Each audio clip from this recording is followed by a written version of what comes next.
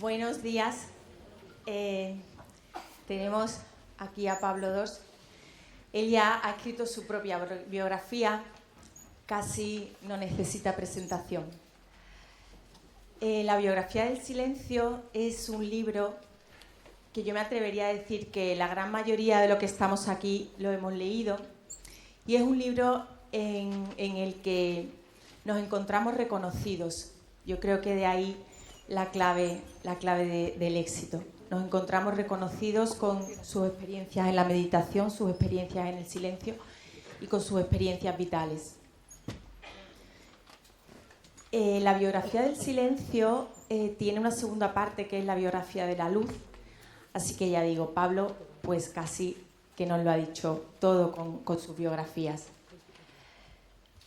Pablo Dors, con esos dos libros, no forman un accidente en su vida. Pablo Dors es un escritor pues consagrado que ha cultivado varios géneros, además del ensayo, como la novela y el relato. Y es que de casta le viene al galgo, porque su abuelo, Eugenio Dors, era también cronista y escritor de ensayos. Pablo Dors, además de escritor, es el fundador de la red Amigos del Desierto, que es una red de meditadores que se extiende por toda España y parte del extranjero. Además, ha estado mucho tiempo acompañando a personas espiritualmente y emocionalmente en sus últimos meses de vida. Y como sacerdote, pues ha sido 5 años asesor cultural del Vaticano. Pablo Dors es a la vez un sabio y un erudito. Pablo nos permite siempre con sus ponencias, sus libros, ir al fondo de nosotros mismos, donde habita la presencia, donde habita lo trascendente y donde reside la calma. Muchas gracias, Pablo, por venir a este 7º Foro de Espiritualidad. Sé bienvenido a Sevilla.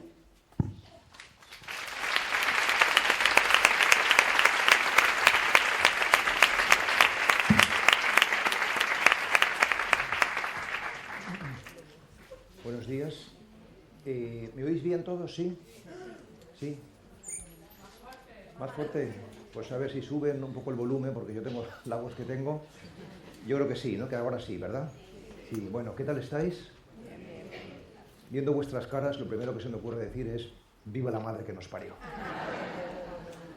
Bueno, gracias por estar aquí, gracias por esta invitación. Para mí es una alegría, un honor poder dirigiros la palabra. Finalmente he titulado esta exposición El camino meditativo. El camino meditativo, ¿no? Antes de comenzar, deciros que me han dado más o menos unos 45 minutos, así que a menos 10 habré terminado de hablar. Tenemos luego 15 minutos más o menos para preguntas, si queréis, y en torno a las 11:05, 11:10, haremos 15-20 minutos de una práctica de silencio. Y luego ya tenemos un pequeño descanso y luego ya sigue el foro, ¿no? Además de todo lo que han dicho para presentarme, antes de comenzar propiamente quiero decir una palabra también sobre mí mismo, que va a dar, creo, el tono y la impronta de lo que me gustaría que fuera esta comunicación, ¿no? O sea, quiero autopresentarme. Hace unos 10 años aproximadamente, en una entrevista en el periódico ABC, me preguntó el periodista ¿cómo se define Pablo Dors? ¿Quién es usted? ¿No? Y entonces yo dije, hace 10 años, yo dije, pues yo soy un hijo de Dios y un pecador. Eso es lo que yo dije en aquel momento, ¿no? Y quiero, porque no en vano el tiempo no pasa en balde, quiero corregir y cambiar lo que dije entonces, porque hoy diría, soy un hijo de Dios. No soy un pecador. ¿Qué quiero decir con esto? No quiero decir que no cometa pecados, que no haga cosas equivocadas o errores, ¿no? Simplemente que lo erróneo, lo oscuro, no me define. no es sustancial. O sea que he llegado a un momento en mi vida donde comprendo que lo sustancial es el cielo y las nubes pasan, ¿no? Y las nubes pues son nuestros errores, pero no nos definen, ¿no? Creo que esto es importante. Dado que estamos hablando, vamos a hablar de espiritualidad, ¿no? También como nota previa, esto es un foro de espiritualidad, un foro donde el protagonista, por tanto, es el espíritu. Algunos bautizan o bautizamos este espíritu, le llamamos Dios. Otros pues no lo bautizan, prefieren llamarlo energía o universo. En todo caso, hay algo que nos acomuna a todos y es lo que podríamos llamar la profundidad humana. La profundidad humana, ¿no?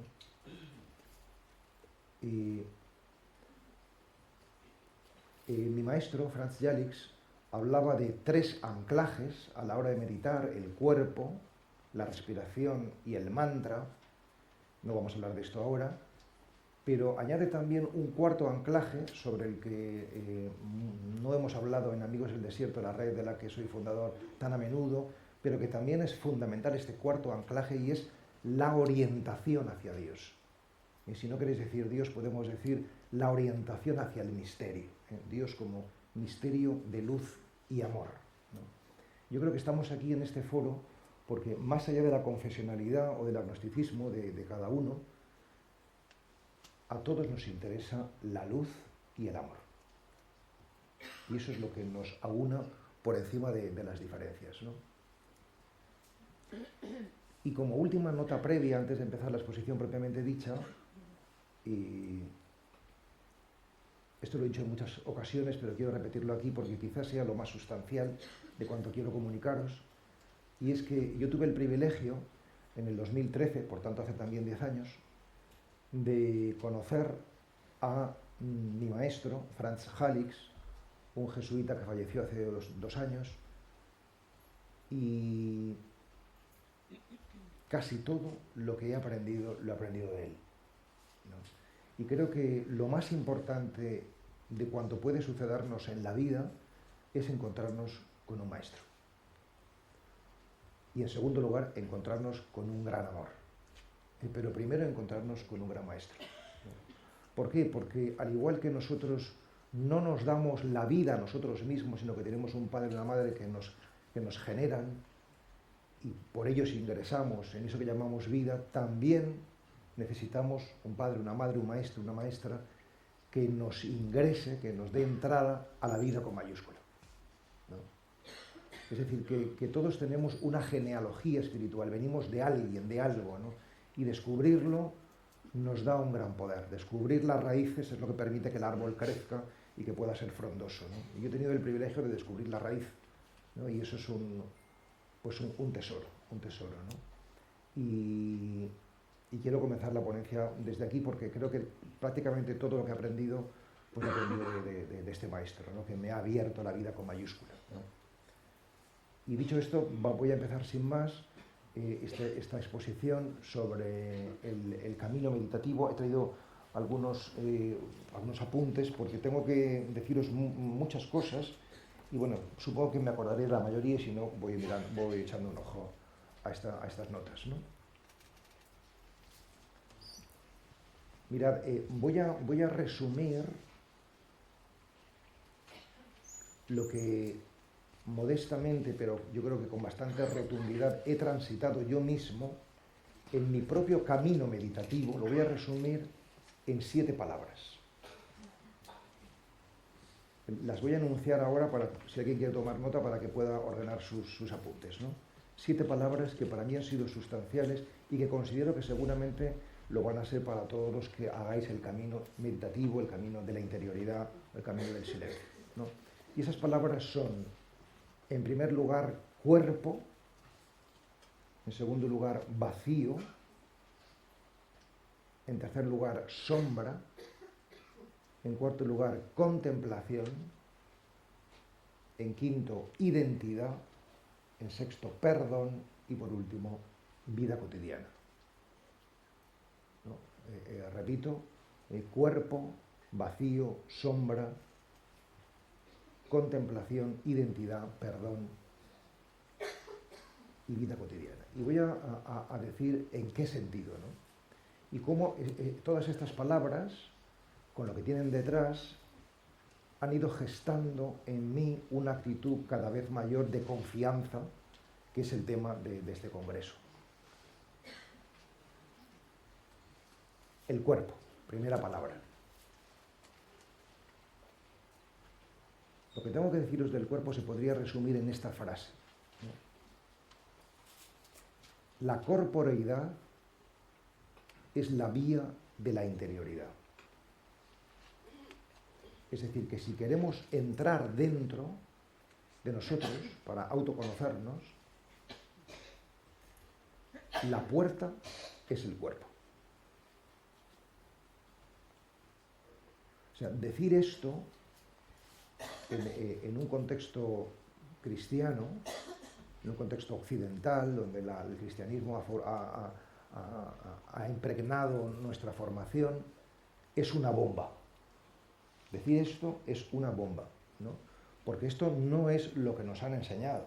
O sea, lo que nos han enseñado es que para conectar con el misterio, para conectar con lo más profundo, para conectar con Dios, pues la guía era la mente y el corazón, pero no el cuerpo.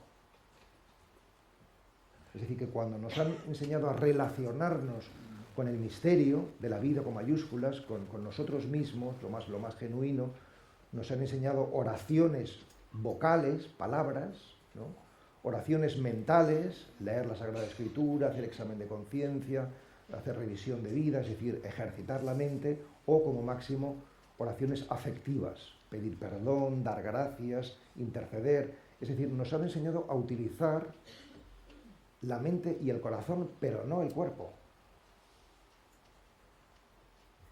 Y sin embargo, yo estoy diciendo que la vía por excelencia para la interioridad es el cuerpo. ¿Por qué? Pues para explicarlo lo explicaré también en 3 palabras, que son las palabras quietud, percepción y, no os asustéis, pues algunos se asustan todavía, chakras. Es que en algunos contextos chakra tal, se pone la gente muy nerviosa, ¿no? Si os preocupa la palabra, centro energético. Centro energético, ¿no? Lo primero, la quietud. O sea, yo he ido descubriendo que estarse quieto, físicamente quieto, es un camino de mucha conciencia, de despertar la conciencia, de darnos cuenta de que cuando nos movemos es más difícil estar atento o recogido. El movimiento tiende a la dispersión y la quietud tiende a la atención. Entonces, la quietud es un gran desafío porque nos cuesta estarnos quietos. Y siempre que nos quedamos quietos, descubrimos lo inquietos que estamos. Tenemos mucha zozobra interior, ¿no? Entonces, la práctica de la quietud es muy reveladora. Es muy reveladora. Nos cuesta, hay que entrenarse, pero es muy reveladora, ¿no? La práctica de la quietud supone un cierto autodominio corporal. Y el autodominio es libertad. O sea, tú vas a empezar a poder ser señor de tu mente si eres antes señor de tu cuerpo. Si no eres señor de tu cuerpo, no podrás ser señor de tu mente. O sea, hay una gradación, una escala, un progreso. Entonces, primera palabra, quietud, ¿no? Segunda palabra, percepción, es decir, cuando estamos quietos, lo que hacemos es percibir.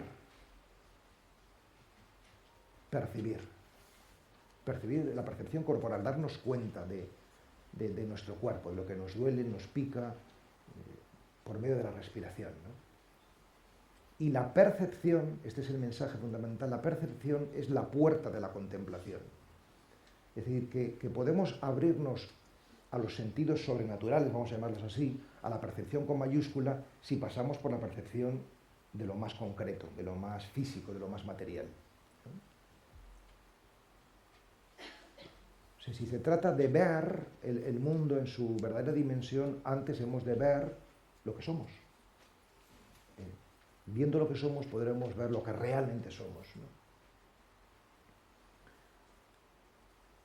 Aquí habría una distinción importante entre atención, que es la percepción de lo externo, e intención, que es la suspensión de las facultades humanas, de la inteligencia y la voluntad, ¿no? Pero bueno, esto ya es más técnico y quizás no venga al caso, ¿no? Atención al cuerpo, es decir, percepción, ¿no? Y cuando estamos quietos y percibimos el cuerpo, ¿qué nos damos cuenta?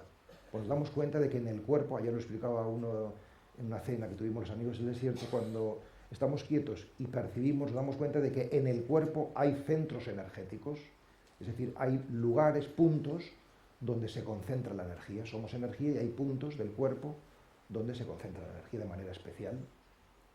Y entonces la percepción lo que nos hace es darnos cuenta de dónde fluye bien la energía y dónde, por el contrario, está más bloqueada, ¿no?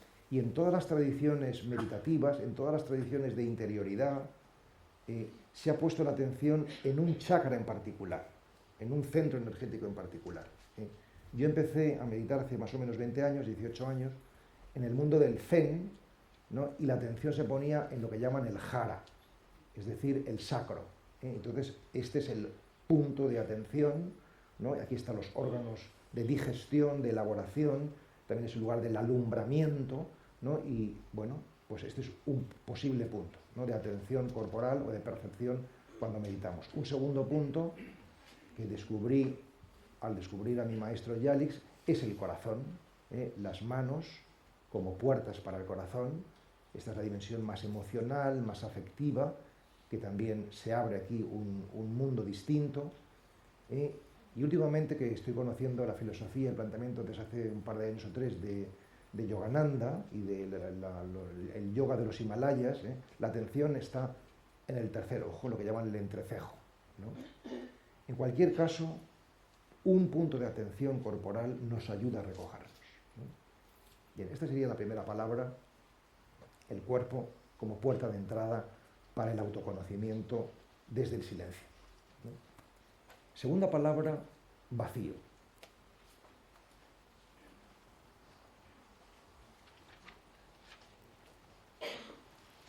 El relato paradigmático sobre el vacío en la tradición cristiana es, como muchos sabéis, el hijo pródigo. El hijo pródigo es la historia, no la voy a contar porque la conocéis todos, es la historia de un joven que en un momento determinado de su vida siente un gran vacío en el estómago, tiene hambre, ¿no? Y ese vacío le hace retornar a su patria, a su padre, a su origen, ¿no? Es decir, es el vacío, la experiencia de vacío, en este caso físico, la que le devuelve a sus orígenes, donde había plenitud, ¿no? Mi maestro habla del Evangelio como una colección de relatos sobre el vacío, y va explicando cómo, pues desde el joven rico hasta Zaqueo, pasando por el buen ladrón y por tantos y tantos textos, son lecciones sobre cómo el ser humano atraviesa el vacío, ¿no? Hasta el punto de llegar a decir algo sobrecogedor, y es que el fundamento de la fe cristiana es el vacío, porque dice que unas mujeres fueron al sepulcro para embalsamar a su maestro y señor y se encontraron con que estaba vacío. Dice el texto evangélico, vieron y creyeron. ¿Pero qué vieron? Pues vieron el vacío. ¿Con esto qué quiero decir? Quiero decir que solamente si entramos en el vacío, solamente si entramos en el sepulcro, podremos hacer la experiencia de la resurrección, la experiencia de la luz, ¿no? Y todos tenemos experiencias de vacíos. O sea, puede ser un vacío laboral, nos echan de trabajo, nos quedamos en paro, puede ser un vacío afectivo, perdemos la pareja o nos piden el divorcio, o nos deja nuestro chico, nuestra chica, puede ser un vacío económico, nos quedamos sin sueldo, un vacío existencial, o un vacío religioso, no nos sentimos bien en nuestra iglesia, en nuestra comunidad. Es decir, que todos atravesamos vacío, y esa experiencia de no tener suelo bajo nuestros pies es muy dura, ¿no? Sin embargo, vivida con ciertas claves, es la puerta para la plenitud. Es la puerta para la plenitud, ¿no? Esta sería la segunda palabra, la palabra vacío, ¿no? Cuando nosotros meditamos, buscamos de algún modo ese vacío. Es decir, nos vienen pensamientos, nos vienen imágenes, y no nos entretenemos con ellas, sino que intentamos dejarlas de lado, vaciarnos, porque estamos convencidos, estoy convencido, de que esa actitud de apertura, de receptividad, es extraordinariamente fecunda desde un punto de vista espiritual. O sea, no agarrarse a cosas, sino soltarlas, vaciar, es muy fecundo. Es duro, es incómodo, porque nos gusta agarrarnos, tener seguridad, pero es muy fecundo espiritualmente, ¿no? Tercera palabra, sombra. Cuando empezamos a vaciarnos, a soltar, no antes, repito, es cuando emergen nuestras sombras, ¿no? Fijaros que cuando nos sentamos, esto lo contamos en los retiros de iniciación, no lo voy a contar ahora de manera exhaustiva, pero sí nada más un apunte. O sea, cuando nos sentamos en silencio y en quietud, lo primero que encontramos es inquietud corporal, ya lo hemos dicho. En segundo lugar, encontramos distracción mental, la jaula de grillos, la mente mono. Y en tercer lugar, encontramos nuestras sombras, ¿no? Es decir, encontramos todo lo que tenemos en el inconsciente, que no ha sido bien elaborado, que no ha sido bien reconciliado, ¿no? Y que precisamente emerge, sale fuera durante el sueño y durante la meditación. Y si sale fuera durante la meditación, no es para fastidiarnos la meditación, sino para que lo sanemos, porque estamos preparados para sanarlo. Es decir, todos tenemos oscuridad dentro, pero la podemos limpiar, hasta tal punto que podríamos decir que el camino meditativo es, en primera instancia, pero no en última instancia, un camino de limpieza de nuestra oscuridad, de nuestra sombra. De esas nubes con las que comenzaba esta disertación, apartarlas para que quede el cielo, ¿no? Entonces, ¿qué es la sombra? ¿O cómo se puede identificar? La sombra es, muy importante esta definición, un sentimiento negativo sobre ti mismo que tienes en la práctica meditativa o en un periodo intensivo de meditación. O sea, no es simplemente un pensamiento oscuro, una emoción tóxica, es un sentimiento negativo sobre ti mismo. Yarix tipifica estas sombras fundamentales en estas 5. Inferioridad, sentimiento de inferioridad, sentimiento de inseguridad, de insatisfacción, el miedo y la culpa. Si tú sientes esto, estás siendo víctima de las sombras en tu práctica meditativa. Yo últimamente las voy sintetizando de una manera afín, pero también diferente, ¿no? Que serían estas 3 fundamentales, ¿no? El afán de rendimiento, o sea, creer que somos si rendimos, por tanto, esa presión que nos ejercemos sobre nosotros mismos, el afán de rendimiento, el afán de reconocimiento, es decir, que si no nos retribuyen, si no nos devuelven, si no nos dan un eco de nuestro ser, nos sentimos inquietos y el ego protesta, ¿no? Y el afán de comparación, que tiene que ver con lo que decíamos antes del sentimiento de inferioridad, ¿no? Que otros tienen y yo no, ¿no? O sea, cuando nos aparecen esas 3 cosas, que en definitiva es miedo a la soledad, miedo a la enfermedad y sombra de la envidia, ¿no? Entonces estamos en ese territorio sombrío que hay que limpiar, ¿no? Y todo esto se sostiene por lo que podríamos llamar, que también Jalics lo presenta en su maravilloso libro Ejercicios de Contemplación, por lo que podríamos llamar un mapa de la conciencia, ¿no? Muy elemental. Nosotros somos un núcleo de luz, estamos bien hechos, somos buenos, somos seres de luz, ¿no?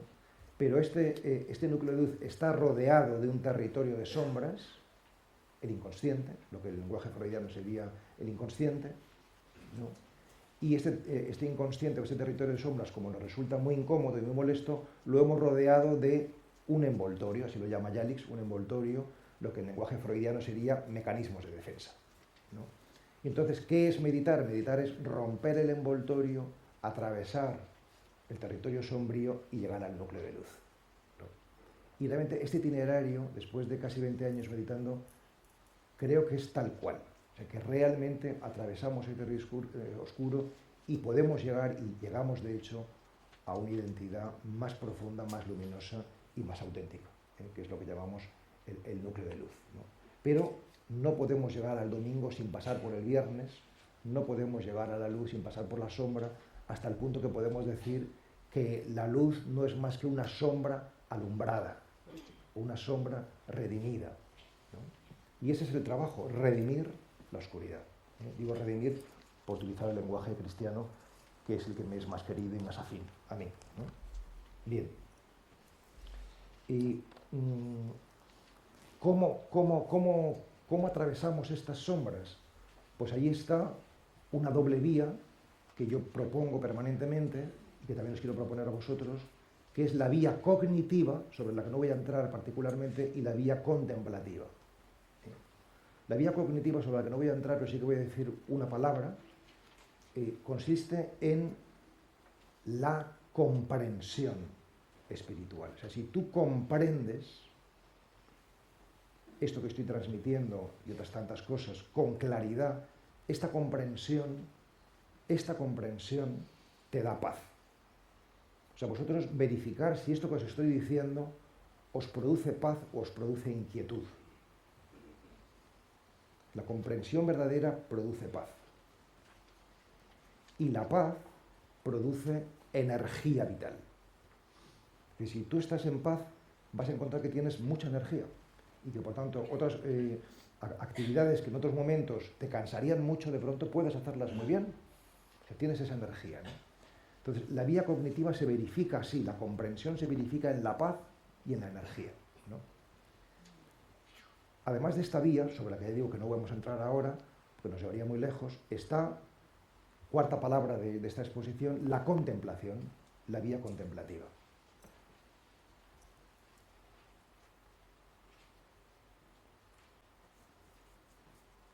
O sea, yo creo que nosotros estamos aquí en este foro de espiritualidad porque de un modo u otro nos interesa la vía contemplativa. O si queréis decirlo de otra manera, el paradigma de la interioridad. ¿Y en qué consiste? Ayer me reuní por la tarde con los amigos del distrito de Sevilla y se lo explicaba tal cual, lo voy a contar ahora, ¿no? Consiste sustancialmente en tres cosas. Y es a lo que os invito, si es que no lo estáis viviendo ya, que seguro que muchos ya lo estáis viviendo, ¿no? O sea, contemplación significa en primera instancia no acción. Es decir, me preguntan, ¿cuáles son tus propuestas de acción para mejorar el mundo? No. Mis propuestas para mejorar el mundo en primera instancia son de inacción. Propuestas de inacción. Es decir, que el contemplativo es aquel que descubre que lo más eficaz que puede hacer por los demás es quedarse quieto. Claro, esto parece una broma, ¿no? Esto parece una broma, ¿no? Pero en la medida en que lo experimentas, vas descubriendo que es exactamente así. Porque es quedarse quieto, y aquí empalmo con el tema del Congreso, significa que confías en que la realidad va a responder a la situación. Que tú no eres más listo que la realidad. sino que dejas que la realidad se exprese. Y por tanto, no intervienes. Claro, esto supone una gran confianza en la realidad, no intervenir. Entonces, en primera instancia, contemplación significa no acción. Quedarse quieto. En segunda instancia, contemplación significa no acción, acabo de decirlo, externa, hacia afuera, pero sí acción interna. Es decir, que no actuamos fuera para actuar dentro. Es decir, que esa pasividad hacia el exterior se traduce en actividad hacia el interior. O sea, que el contemplativo es un activo por dentro. O sea, busca primero el reino de Dios, busca primero la acción interior. Y ya veremos luego que se te dará por añadidura lo exterior.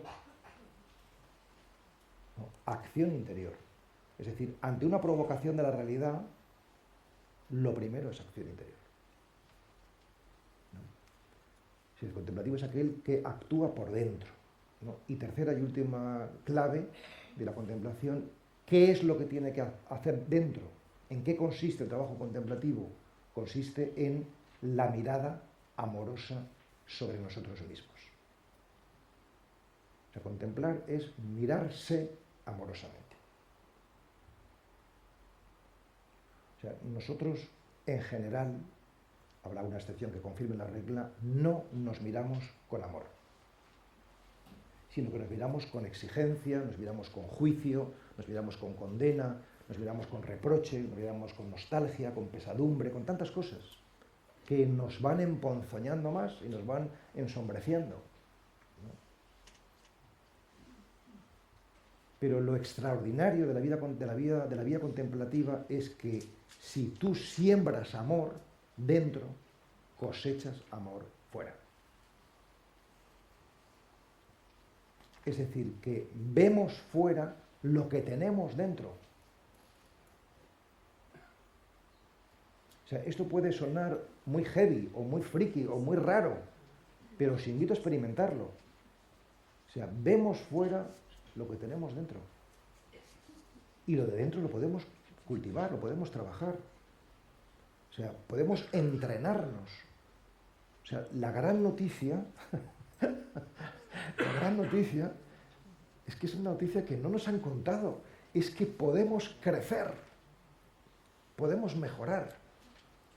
O sea, que la vida no tiene por qué ser una historia de declive, de decadencia o de degeneración, sino puede ser un camino ascendente. O sea, que la plenitud nos está esperando. Esto no nos lo han enseñado. O sea, nos han enseñado que hay que ser buenos con los demás y que hay que ir a misa, hay que dar culto a Dios. Y está muy bien. Pero no nos han enseñado que podemos mejorar, que podemos parecernos a aquello a lo que estamos llamados, ¿no? Crecer en el ser aquello que estamos llamados a ser, ¿no?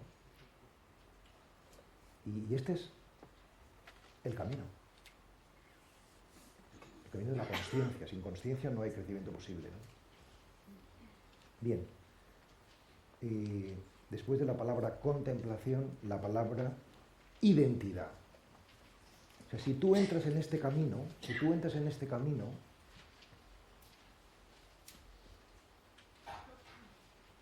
vas a poner en tela de juicio tu identidad.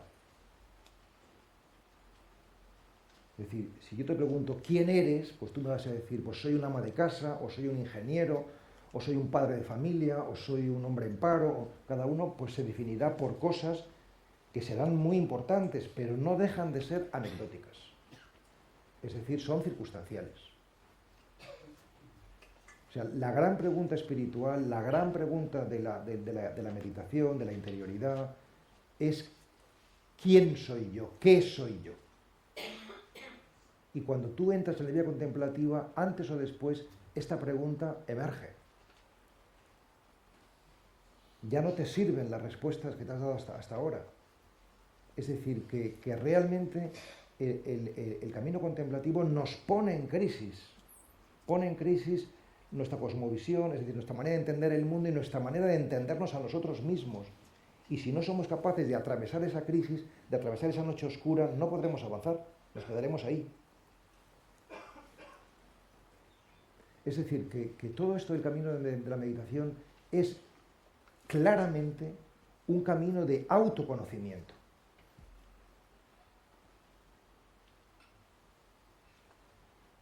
En el que antes o después te vas a formular la pregunta, ¿qué soy yo? ¿No? O sea, no podemos saber qué tenemos que hacer si antes no respondemos a la pregunta, ¿quiénes somos? Lo que tú tendrás que hacer en razón de quién seas, ¿no? Entonces yo voy a deciros ahora algo que yo he ido descubriendo también en mi propia pregunta, ¿qué soy yo? Que a lo mejor a algunos os sirven, pero a lo mejor a muchos todavía no os sirven porque es un camino largo para llegar a esto. Al menos para mí ha sido largo, ¿no? O sea, y es, en primer lugar, esta pregunta, ¿qué soy yo? No se la puede uno formular antes de tiempo. No se la puede uno formular antes de tiempo. O sea, ¿y cuándo es el tiempo propicio?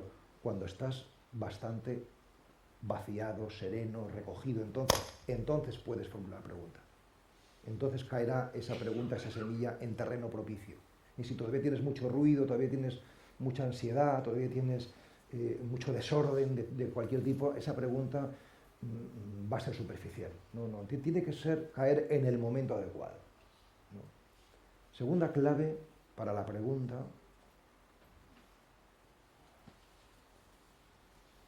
no hay que responderla. No hay que responderla. Si la respondes, mal asunto. Porque quien responde es la mente.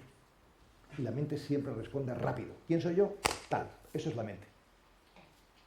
El espíritu siempre se toma tiempo. Mantiene la tensión de la pregunta. Entonces, ¿cómo sabemos que estamos preguntándonos bien? Si mantenemos serena y alegremente la tensión de la pregunta. Y no nos respondemos, porque la respuesta nunca va a ser intelectual o mental, va a ser una respuesta vital, va a ser tu propia vida quien responde a esa cuestión. ¿No? Y tercera clave para la pregunta, formularla, ¿qué soy yo?, con verdadero interés. O sea, tú te puedes preguntar con verdadero interés qué soy yo la primera vez, pero la 17ª vez ya estás cansado. Y entonces ya digo, bueno, no me va a responder, pues ya le pregunto porque me dice que no tengo que preguntar, pero realmente ya has perdido el interés. Entonces, si ya no hay verdadero interés, ya no funciona. O sea, tienes que preguntarte eso igual que el sediento, que ese tengo, por cierto, igual que el sediento busca agua. Bien, y cuando esto sucede, cuando realmente lo preguntas así, entonces, ¿qué es lo que pasa? Pues lo que pasa es que poco a poco, te vas desidentificando con todo aquello con lo que hasta ese momento te habías identificado. Fundamentalmente con los sentimientos y pensamientos. Tú habías creído que tú eras tus pensamientos y que tú eras tus sentimientos, y descubres que tus pensamientos y sentimientos son volubles, cambian, y por tanto tu identidad no puede estar ahí. O sea, decir esto ya es la bomba, ¿eh? Porque todos estamos muy identificados con nuestros pensamientos y sentimientos. Soltarlos es una gran cosa, es una cosa, vamos, de sobresaliente, de nota, ¿no? Segundo, no solamente desidentificarse con pensamientos y sentimientos, sino desidentificarse con creencias e identidades. O sea, esto es todavía más duro, ¿no? O sea, creencias es nuestro mundo religioso, o sea, no hay camino místico que no ponga en tela de juicio la religión. Luego la podrá reconstruir, pero antes hay que deconstruirla. Y por eso es tan duro. Y por eso la mística siempre ha sido criticada y no entendida por el mundo religioso, aunque sea el culmen o la cima del mundo religioso, pero el mundo religioso se siente cuestionado, ¿no? Es decir, desde la confianza ponemos en cuestión nuestras creencias, ¿no? Porque las creencias están llamadas a transformarse en sabiduría. No son malas, son buenas, porque son el material con el que podemos llegar a la sabiduría. La sabiduría es la trascendencia de las creencias que las incluye. No las deja atrás, sino las incluye, pero las trasciende. y las identidades. Yo me identifico con ser sacerdote o con ser escritor. Hasta que no te desidentificas de eso, no creces. Tú no eres solamente eso, ni mucho menos sustancialmente eso. Eso es un arquetipo, una forma que tú has utilizado para ser, pero lo importante no es que seamos, sino que seamos. Lo importante no es ser una cosa u otra, sino ser de verdad. Y esto nos cuesta hacerlo mucho. A mí me ha costado toda la vida, ¿no? Darme cuenta de que lo importante no es ser sacerdote ni escritor. Toda la vida buscando el final, pero si no es lo importante. Y por último, desidentificarse no solo del pensamiento, sentimiento, creencia, identidades, sino del propio cuerpo y de la mente. Y eso es la muerte, donde ya dejamos el cuerpo y dejamos la mente, la corporeidad, la personalidad y accedemos a lo que realmente somos, que es conciencia, alma, como queráis decir. Bien, la penúltima palabra, me quedan 6 minutos para cumplir los 45, la penúltima palabra es perdón.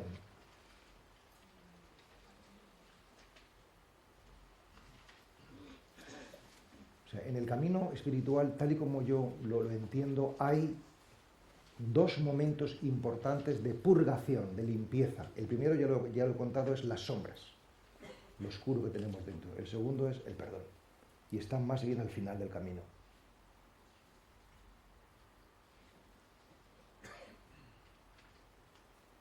O sea, el perdón es reconciliación con la realidad, con todo. En el 8º tiempo de los ejercicios de contemplación de Yalix, él habla del proceso del perdón, que lo tipifica en 3 etapas o 3 fases, que enuncio, no voy a desarrollar porque sería una conferencia en sí misma. Una primera etapa, querer perdonar, querer perdonar. O sea, si tu hermano se ha quedado con la parte de tu herencia y sigue teniéndola y no te la quiere devolver, querer perdonarle ya es mucho. O sea, no hay que tener en poco la voluntad de perdonar cuando alguien te ha ofendido y sigue agarrado a su ofensa. Entonces, primera fase, querer perdonar. Segunda fase, mirar amorosamente tu herida. Esa rabia, esa protesta que tienes porque tu hermano te ha quitado tu herencia, eso míralo amorosamente. No hables con tu hermano hasta que eso no esté cerrado, porque si no lo vas a abrir más. Y tercero, después de la mirada amorosa, volver al presente, volver a la realidad, que es donde nos da fuerza para sanar. Volver a la respiración, el mantra o el cuerpo, si estamos meditando, o a la vida ordinaria que tengamos entre manos, ¿no? Dicho de manera muy breve, este es el proceso, ¿no? del perdón, ¿no? ¿Qué es lo que uno descubre, o qué es lo que yo estoy empezando a descubrir si uno hace ese proceso sistemáticamente con todas las heridas que tenemos dentro y todas las personas con las que hemos tenido conflictos, que son tantas, por lo menos yo tengo tantos conflictos, ¿no? Pues lo que vas descubriendo, ya os digo, os va a parecer una broma, ¿no? O sea, lo que vas descubriendo en el camino del perdón es que no hay nada que perdonar.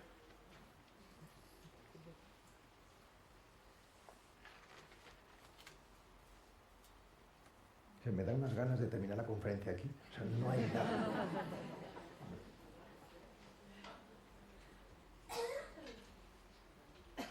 O sea, ¿quién se ofende? Siempre se ofende el ego. Siempre se ofende el ego. Pero si el ego lo has trascendido, ¿quién se ofende? O sea, si tú me dices idiota, el problema lo tienes tú, no yo. A mí esto no me afecta. O sea, es un problema que tienes tú.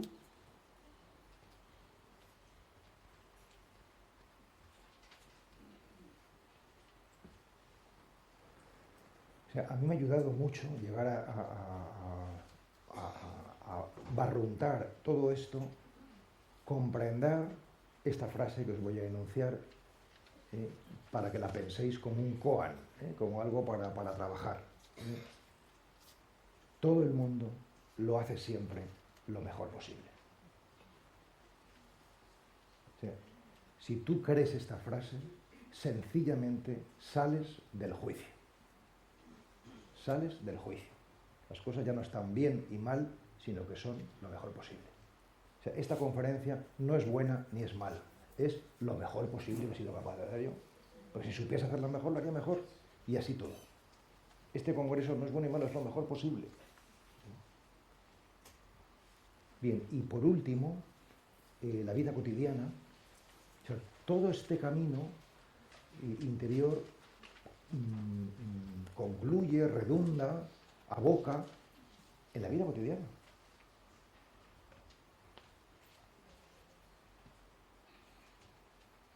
O sea, la mitología, el mito cristiano, dice que el ser humano fue creado en el jardín del Edén, donde realmente había una gran plenitud, ¿no? O sea, y que luego de alguna manera fue expulsado de ese jardín del Edén y vivió pues el drama de la historia, ¿no?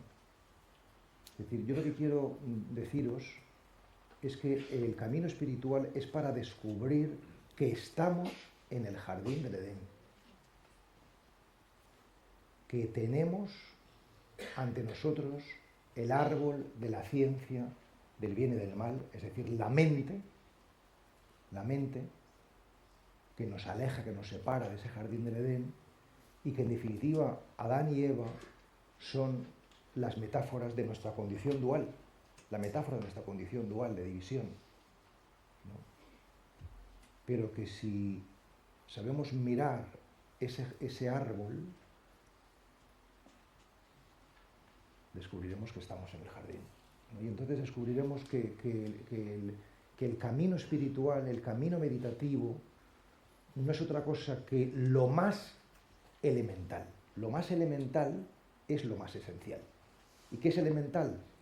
Respirar, mirar, caminar, dormir, comer. O sea, ¿qué es la espiritualidad? La consciencia de lo elemental.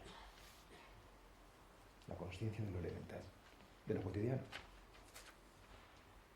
Y después de estas 7 palabras, me queda 1 minuto. Si va en germánico es imposible, lo mío es imposible. Concluyo con un cuento de Borges, que no lo voy a leer, lo voy a contar, muy cortito, maravilloso, que dice así.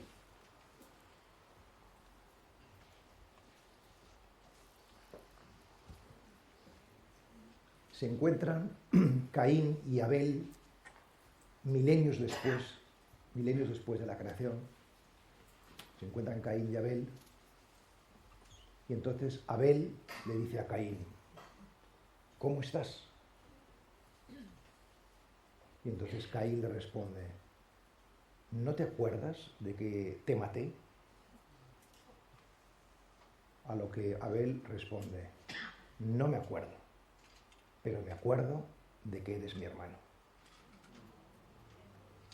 O sea, el camino espiritual sirve para olvidarnos del oscuro, porque no tiene consistencia, y para mantener la memoria de lo luminoso y que somos hermanos. Muchas gracias.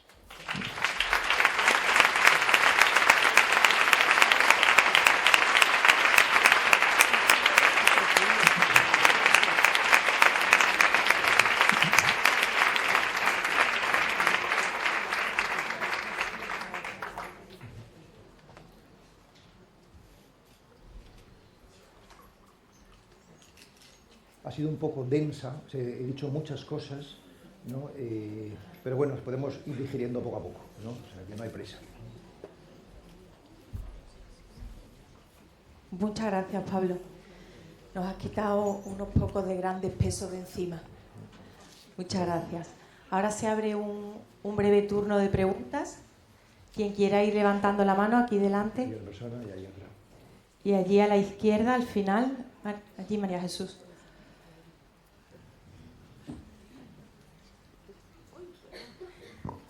Hola, me ha dejado usted sin palabras. Mi pregunta esencial es una: la soledad no elegida ¿es ese vacío que usted ha nombrado? ¿Se puede utilizar de esa manera? Esa es mi pregunta. Gracias. Me pregunta, por si no lo habéis oído, si la soledad es ese vacío, la soledad no elegida, ¿no?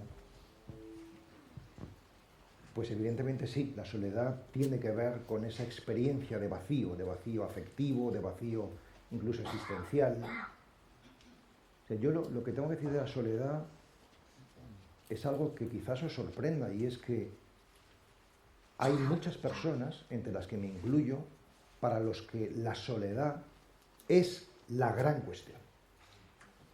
Pero otras muchas personas para los que la soledad no es la cuestión. Es decir, que realmente no se han sentido solas casi nunca de verdad. O sea, realmente esto pasa así. O sea, para algunos la soledad nos ha acompañado como una amenaza, ¿no? Y para otros muchos no, ¿no? Y entonces, ¿esto a qué se debe? Pues yo os digo lo que yo creo, que a lo mejor no es así, pero yo creo que esto se debe fundamentalmente a la relación que teníamos con nuestros padres o con nuestra madre, fundamentalmente, desde antes de nacer y al principio de nuestra vida. O sea, que los que de alguna manera la soledad lo hemos experimentado como el gran problema de la vida es porque tuvimos una relación con nuestros padres, sobre todo con nuestra madre, conflictiva. Conflictiva. Que no nos sentimos suficientemente arropados, protegidos, y por eso arrastramos esa herida, ¿no? De tal manera, no sé si es encima, que cuando veo un patio de butacas lleno de gente como este, me digo a mí mismo, Pablo, qué grande es tu soledad. Que tienes que crear todo esto para paliarla, ¿no? Lo que pasa es que en el camino lo que vas descubriendo es que la soledad es una ficción. La soledad es una ilusión. No quiero decir que no sea una experiencia, la podemos experimentar, pero realmente es maya, no tiene consistencia, ¿no? O sea, lo realmente real es que estamos profundamente acompañados todos con todos porque somos uno. Entonces, si tú te sientes aislado, ese sentimiento habrá que respetarlo, pero realmente no obedece a la realidad. La realidad es que estamos todos con todos, ¿no? Entonces, el camino espiritual es para desarticular este fantasma de la soledad, que es un fantasma.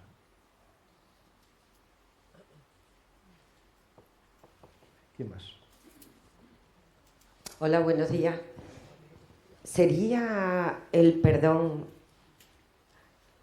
el objetivo final del amor de verdad? Porque el perdón oculta mucha falsedad. Perdonar es muy fácil, pero cuando nos tocan experiencias suficientes, o suficientes no, generosamente profundas, donde sientes verdaderamente la ira, la rabia, el deseo de matar incluso, ahí te planteas cuál es tu capacidad de perdonar y comienzas un camino espiritual en el que lo primero que tienes que abrir es el entendimiento para poder sentir la comprensión, compasión y ahora alcanzar el amor. ¿Sería el perdón el amor? Porque es difícil sentirse, vivir el perdón, porque no es hacia el otro, es una paz contigo. Gracias. Es difícil, pero es posible. Es decir, que el camino espiritual, el camino interior, es precisamente para ir verificando poco a poco, pero de manera clara, que realmente es posible y necesario no tener nada contra nadie, sino realmente mirar al otro de manera limpia y amorosa, ¿no? O sea, realmente, de verdad os lo digo, creo que podemos olvidar todas las ofensas, olvidarlas. O sea, creo que, bueno, lo que acabo de contar en el cuento de Borges, ¿no? O sea, no me acuerdo de que me has matado. O sea, porque realmente no es sustancial, evidentemente existencialmente pues ahí hay una herida clara, pero esencialmente, o sea, entonces el camino espiritual es para vivir en lo esencial, en el fondo de la cuestión, no las formas que son cambiantes, ¿no? O sea que ese proceso, ayer precisamente en la presentación por la mañana del libro mío último, el presentador, que lo hizo maravillosamente bien, dijo algo muy bonito sobre esto, ¿no? Dijo, quizá el perdón sea el legado fundamental de Jesús de Nazaret a la humanidad, ¿no?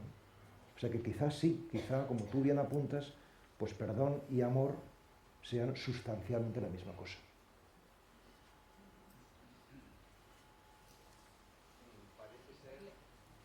Sí. ¿Se oye? Sí. Parece ser que el problema es lo que nos han enseñado. Lo has repetido varias veces. O como Jesús de Nazaret decía, se os ha dicho, pero yo os digo. ¿Cómo podríamos resolver esto?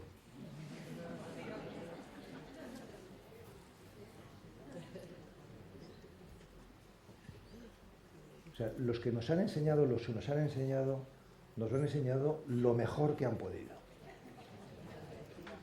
¿no? Igual que nosotros lo vivimos lo mejor que podemos y se lo enseñaremos a los que vengan después lo mejor que podamos, ¿no?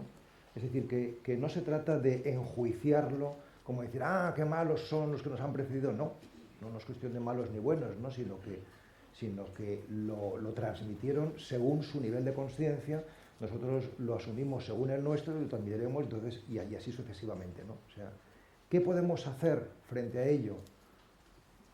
Pues mirarlo con conciencia y con amor. Es decir, yo suelo decir a la gente, tú no seas cristiano si no quieres, faltaría más, ¿no? Pero reconcíliate con tu pasado cristiano, porque si tú eso lo llevas mal, el que sufres eres tú. Es decir, que más allá de que no te guste lo que has vivido en tu pasado, es importante reconciliarse con eso, ¿no? Porque si no, va a estar vivo y vivo de manera negativa en ti, ¿no? Entonces, ¿qué podemos hacer con quienes nos han precedido y nos han enseñado lo que nos ha enseñado limitadamente? Amarles. Amarles. O sea, amarles es la mejor manera de integrar y relativizar su legado. Ambas cosas. Sí. Yo me he quedado bloqueada, bueno, bloqueada tampoco, pero confundida entre los sentimientos y las emociones, porque yo a lo largo de mi vida lo que he buscado siempre es encuentro con Dios. Yo he encontrado que soy hija querida de Dios y entonces no sé si esa identidad o emoción o sentimiento como que lo tengo que apartar o no sé, no me queda muy claro. Te entiendo muy bien y me alegro que lo preguntes porque aunque no lo digan, la mayoría también piensa esto mismo, ¿no? O sea, las emociones y los sentimientos son buenos, pertenecen al ser humano, ¿no? Pero no son lo definitivo, lo último, ¿no? Entonces, poner en ellos nuestra confianza última es dar un paso que no va a dar fruto, que no nos va a ayudar mucho, porque los sentimientos y las emociones cambian. Es decir, lo primero sería comprender la diferencia, que no todo el mundo lo sabe, es más, casi nadie lo sabe, ¿no?, entre emoción y sentimiento. O sea, la emoción tiene que ver con el cuerpo y por tanto son comunes a todos las emociones, ¿no?, mientras que el sentimiento tiene que ver con la mente. Quiere decir que el sentimiento es un subproducto de la mente o del pensamiento. Quiere decir que tú sientes conforme piensas. Si tú cambias tu manera de pensar, cambias tu manera de sentir. De ahí que, de alguna manera, el trabajo espiritual, el trabajo interior, es un trabajo también, no solo, pero también de reprogramación neuronal, de pensar el mundo diferentemente. O sea que tenemos un gran trabajo por hacer, ¿no? Si tú piensas, vas a tener sentimientos diferentes, ¿no? Y la estrategia frente a la emoción y frente al sentimiento es distinta. Pero bueno, esto nos llevaría muy lejos, ¿no? Entonces, nosotros vivimos la relación con Dios y la relación con los demás fundamentalmente, porque estamos en el nivel de conciencia en el que estamos, desde lo sentimental y desde lo afectivo, desde me gusta, no me gusta, te quiero, no te quiero, me agrada, no me agrada, ¿no? Y ahora siento un gran fervor por Dios y ahora ya pues me he enfriado, ¿no? Y entonces digamos que nuestra vida espiritual está demasiado dependiendo de nuestra vida afectiva y nuestra vida sentimental, ¿no? Pero ¿qué es lo que hace el camino interior? El camino interior lo que hace es incluir esos sentimientos, respetarlos que tenemos, pero trascenderlos, no quedarse en ellos. Hay algo más profundo que eso, ¿no? ¿Y qué es eso más profundo? Pues es entender que el amor no es sustancialmente un sentimiento, sino que el amor es sustancialmente una comprensión espiritual. Es decir, yo puedo amar a mis enemigos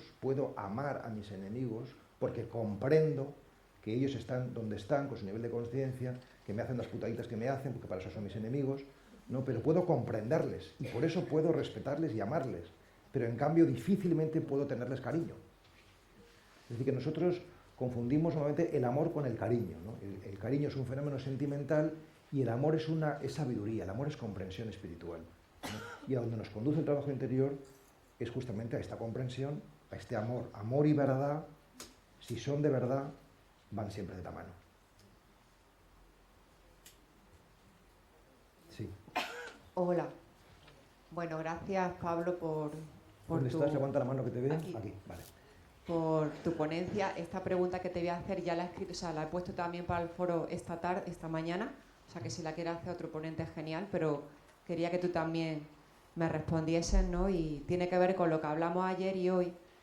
Y bueno, decimos que tenemos que hacer por nuestra parte, ¿no?, lo mejor que podamos, todo lo que podamos hacer desde ese lugar, ¿no?, desde un lugar de comprensión, de amor, desde un lugar de apertura. Y luego dejar que la vida haga el resto, ¿no? Porque en definitiva tiene la última palabra. ¿Eso cómo lo unimos con el no soy el hacedor de nada?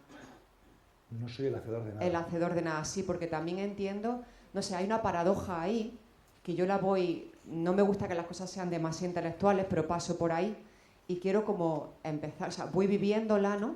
Pero esa parte yo me di cuenta de que en el fondo es que no somos los hacedores de nada, ¿no? Pero al mismo tiempo tengo que poner de mi parte lo que yo pueda y luego dejar que la vida haga, ¿no? Entonces, ¿cómo puedo solucionar o entender o comprender esa paradoja? Porque si no somos los hacedores... Pero las paradojas no están para solucionarlas, sino para vivirlas, ¿no? Claro, es decir, como decía Simone Weil, lo contradictorio, lo paradójico, es el criterio de lo real. O sea que si algo nos suscita esa contradicción, esa polaridad, esa paradoja, es que ahí seguramente hay una gran verdad, ¿no? Y entonces no se trata de resolverla con la mente simplemente, sino de disolverse viviéndola, ¿no? Eso por una parte, como marco general, ¿no? Y luego, a mí me sirve no solamente, bueno, es que hacemos lo mejor posible, como empezabas diciendo, ¿no? Sino hacemos lo que podemos, ¿no? O sea, hacemos lo que podemos, pero el criterio es disfrutando. Porque si no, al final hacemos lo que podemos, al final también hay un poco de presión, ¿no? Y entonces cuando hay presión, ya la cosa empieza a no fluir bien. Entonces para mí el criterio del disfrute es muy importante. O sea, por ejemplo, yo digo, una conferencia, ¿no? O sea, funciona bien si yo estoy disfrutando. Si yo me lo estoy pasando bien, puedo presuponer que los demás están aburridos como ovejas, ¿no? Si me paso bien, a lo mejor, ¿no? A lo mejor también están metidos en el asunto, ¿no? Entonces, digamos que uno de mis lemas fundamentales, que de alguna manera ayuda a vivir esa paradoja de que hemos de contribuir, pero al mismo tiempo nosotros no somos los hacedores absolutos, ¿no?, de la realidad, es crecer y servir disfrutando. O sea, eso es como un lema personal, crecer y servir disfrutando.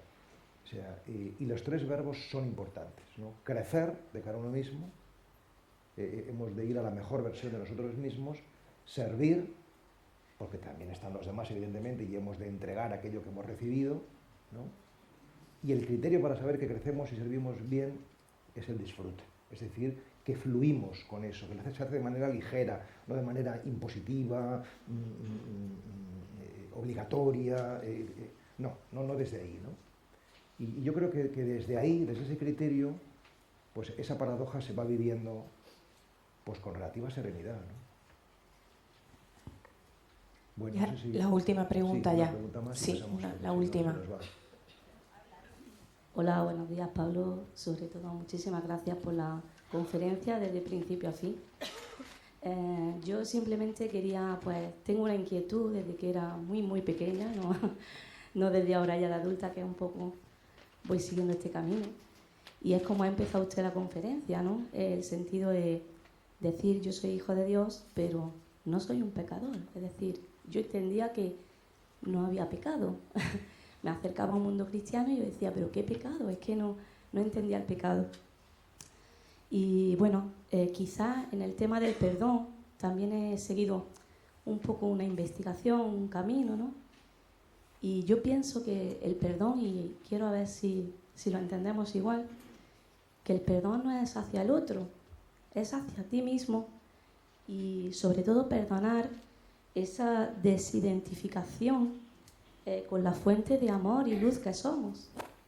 Creo yo que ahí es donde está el reto, creo, porque igual que el amor, si tú al final, ¿no?, ese amor, tú llegas a esa conclusión y que eres amor y luz y lo expandes hacia los demás, igual hacia el perdón, creo yo. No es perdonar de fuera hacia adentro, sino de dentro hacia afuera. Estoy de acuerdo.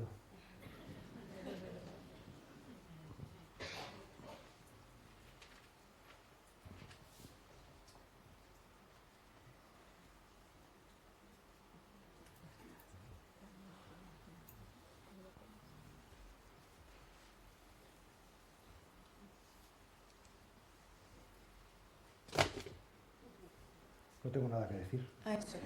Es que tenía dudas. No tengo nada que decir. Bueno, pues por mi parte... Más que agradecer, ¿no? Agradecer y deciros que esto es un milagro, ¿no? Realmente, ¿no? Que estemos juntos, que queramos crecer juntos, ¿no? Para servir juntos, ¿no? Es muy bonito y merece mucho la pena. Y no solamente que merece la pena, sino que la vida es para esto, ¿no? O sea, así que gracias de corazón por vuestra búsqueda, y vuestra búsqueda, nuestra búsqueda, es necesaria, ¿no? Porque más allá de que demos mucho o menos fruto, pero vamos creando una energía, ¿no? Limpia, esperanzada, ¿no? Que va cambiando el mundo, Así que gracias por vuestra energía, ¿no?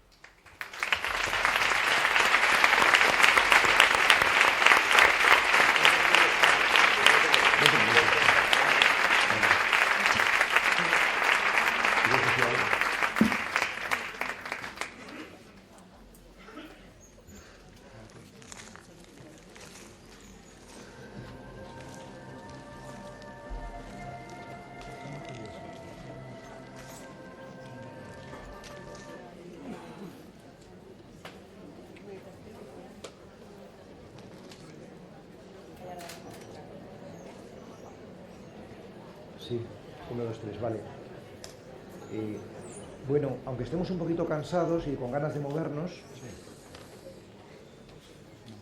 pero me han pedido que estos 20 minutos antes del descanso, pues dirija una pequeña meditación, un pequeño ejercicio de silenciamiento. Y bueno, pues vamos a hacerlo si os parece bien, ¿no? Para cumplir bien el programa que nos han establecido, ¿no? He pensado pues qué podía ofreceros, y al final pues he optado por ofreceros lo que llamamos en Amigos del Desierto la meditación del corazón, que algunos ya conocéis, pero seguramente la mayoría no, porque es una meditación muy bonita y que realmente ayuda mucho, ¿no? De manera muy breve, porque son 15 minutos, pero yo creo que nos puede ayudar a hacer un pequeño viaje hacia nuestro centro, ¿no? Entonces os invito de entrada a tomar una postura dentro de que estamos en un patio con metracas que no es muy cómodo, pero tomar una postura de meditación, ¿no? Para lo cual recuerdo lo fundamental, los hombros hacia atrás y hacia abajo. El abdomen activado, es decir, meter el ombligo. Si sois capaces, no apoyaros en el respaldo de la butaca. Ya sé que es difícil porque está uno ahí como bien ahí calentito y tal, ¿no? Pero si podéis, realmente es que es muy clara la diferencia, ¿no? ¿Por qué? Porque no buscamos simplemente la comodidad, sino la vigilancia. La vigilancia relajada. Entonces, abdomen activado, hombros hacia atrás y hacia abajo, como si tuviésemos un foco de luz, una linterna en el pecho apuntando hacia arriba. Esto puede resultar muy raro, pero no importa, luego enseguida ya lo volvemos a bajar, o sea que no os preocupéis. Pero como si tuviésemos una linterna que apunta al techo, ¿no? En el pecho, ¿no? Mentón, es decir, barbilla metida, e imaginar que un hilo invisible tira de la coronilla hacia arriba y hacia atrás. Y, aunque esto os parezca un poco extraño, sí que os voy a pedir que lo hagamos, vamos a poner las palmas de las manos enfrentadas a la altura del corazón, pero separándolas una de otra, no sé, 5, 10 centímetros. Si queréis ver cómo estoy yo, con las piernas también en ángulo recto. Vamos a estar poquito tiempo, así que vais a resistir perfectamente.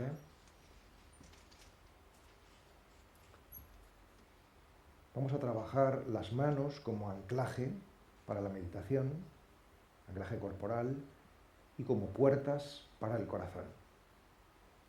Entonces, sin más, ya una vez que tenemos la postura, vamos a procurar no movernos. Si alguien no puede, pues se mueve, pero vamos a intentar no movernos.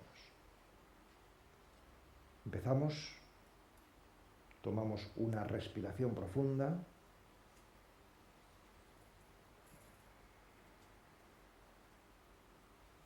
Abrimos nuestros oídos, es decir, registramos todos los sonidos externos de los que seamos capaces de registrar, de escuchar.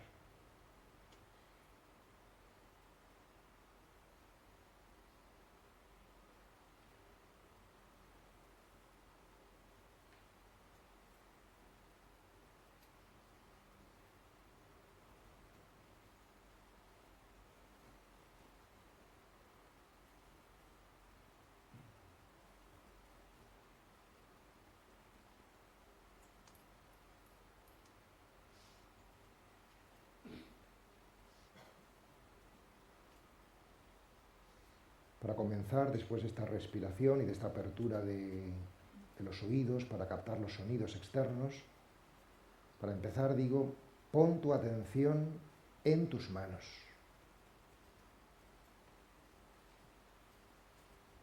Es decir, envía tu energía mental a tus manos.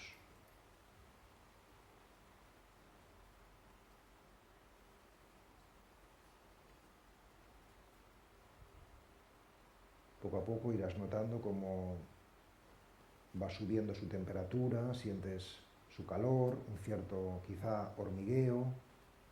Pon tu atención en tus manos.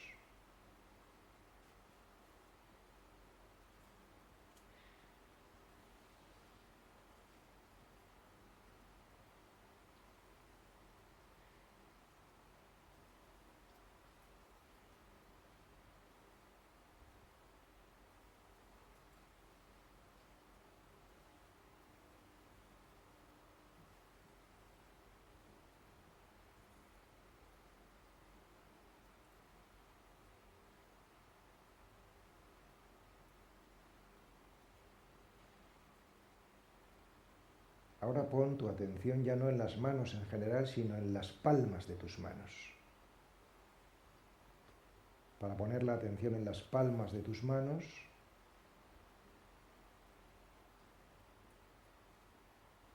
al inspirar, toma el aire de las palmas de tus manos y al expirar envía el aire a las palmas de tus manos.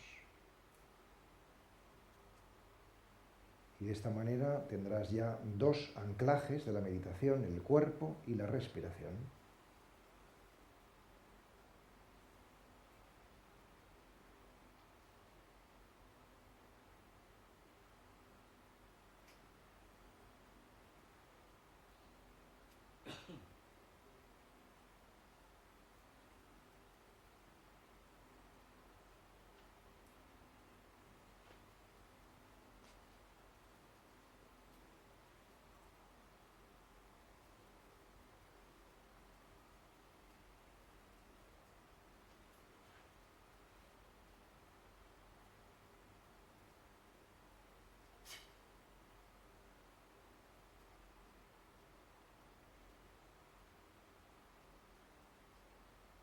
Si ves que tu atención se dispersa y piensas en otras cosas, vuelve siempre a esta respiración y a estas manos, en la que focalizas tu atención, tu percepción.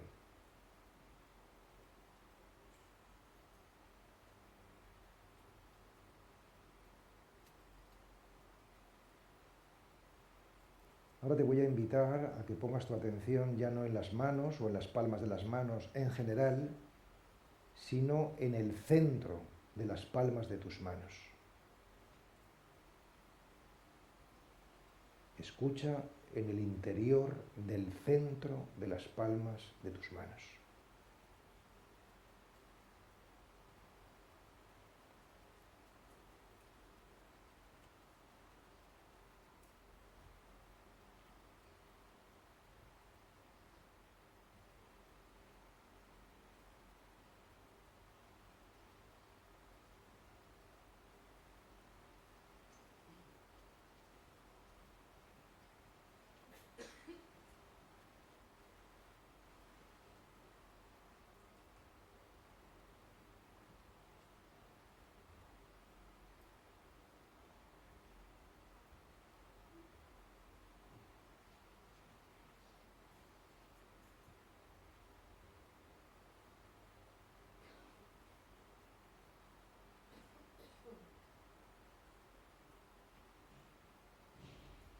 Mira a ver si eres capaz de percibir ese cordón de energía invisible, pero sensible, que une el centro de una palma de tu mano al otro centro, de la otra palma de tu mano. Entre las dos manos, de los dos centros de las palmas, hay como un cordón de energía. Pon tu atención ahí.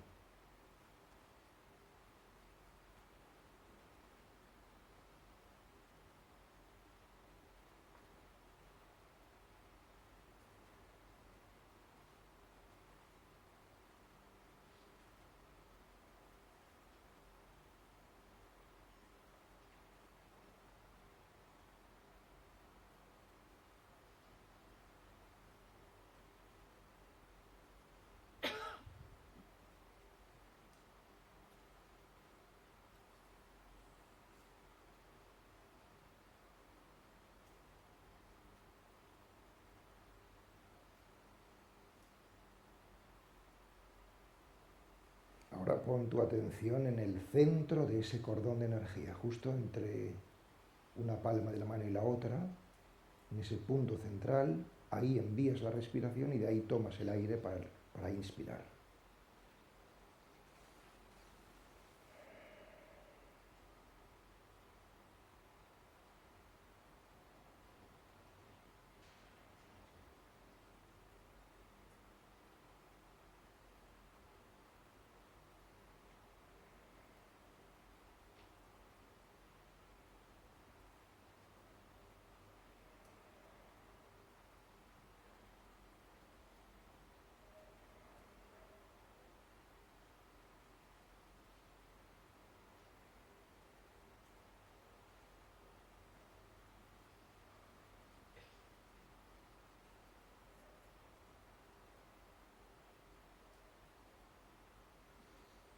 Sin perder ese punto de atención entre tus manos, te invito ahora a dirigir tu mirada interior a tu corazón, al órgano físico del corazón.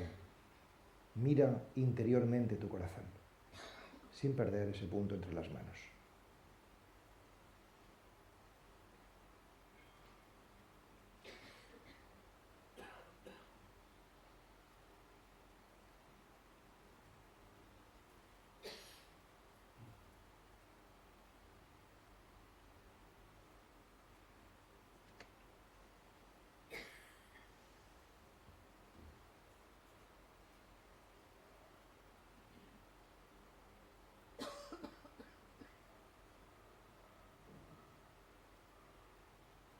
Te invito ahora, vamos a dar un paso importante en este momento, a que imaginariamente coloques tu corazón entre tus manos. Imagina que puedes coger tu corazón y colocarlo entre tus manos, como si tus manos custodiasen, cuidaran tu corazón. Y mira a ver si eres capaz, no pasa nada si no lo consigues, pero mira a ver si eres capaz de escuchar los latidos de tu corazón en el centro de la palma de tus manos. Aguza la atención, el oído, a ver si puedes oír los latidos de tu corazón entre tus manos.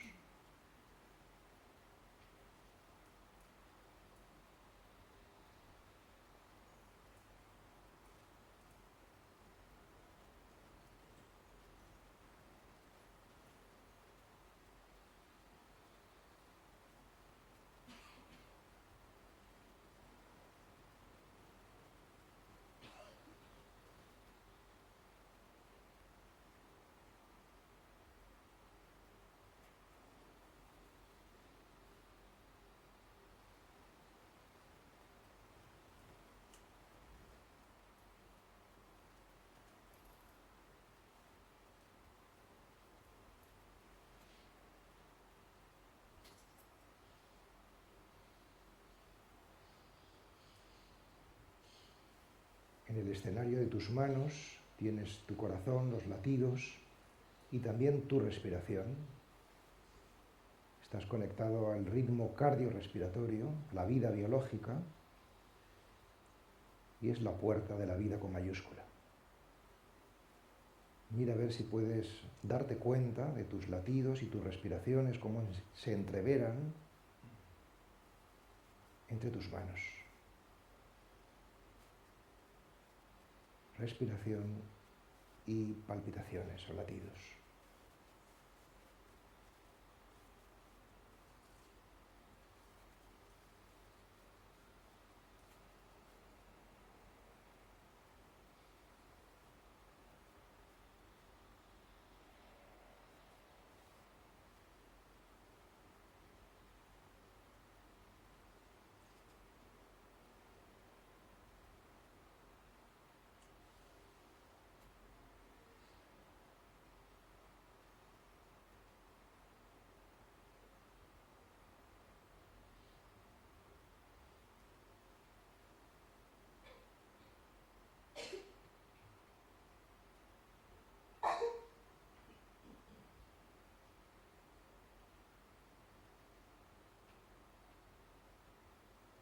Y te voy a pedir un último paso, el más importante, y es imaginar que al igual que tienes el corazón entre tus manos, custodiándolo, cuidándolo, hay unas grandes manos, las manos de Dios, las manos divinas, que te rodean a ti. Siente el calor de esas manos que te custodian, que te cuidan, que te permiten tener confianza. Y cómo tú custodias, pero también eres custodiado. Y cómo todo tú eres un latido en las manos de Dios.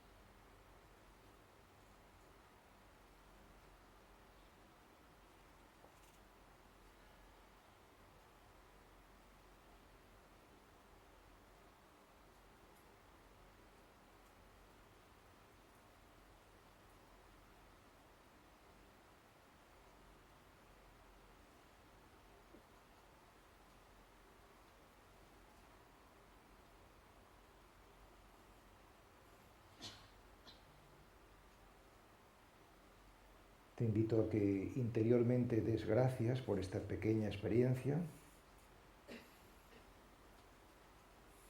de consciencia corporal y también de consciencia cósmica, de la energía, de la presencia.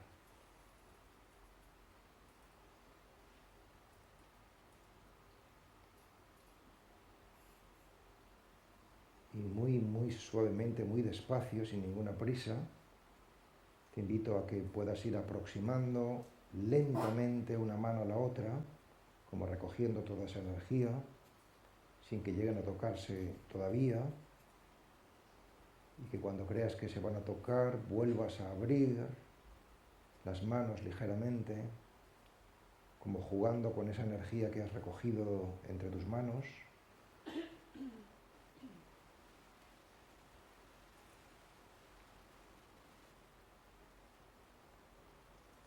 Y en silencio, siempre en silencio, cuando las manos finalmente lleguen a tocarse, pues te invito a que te inclines la cabeza y el torso en señal de respeto y agradecimiento.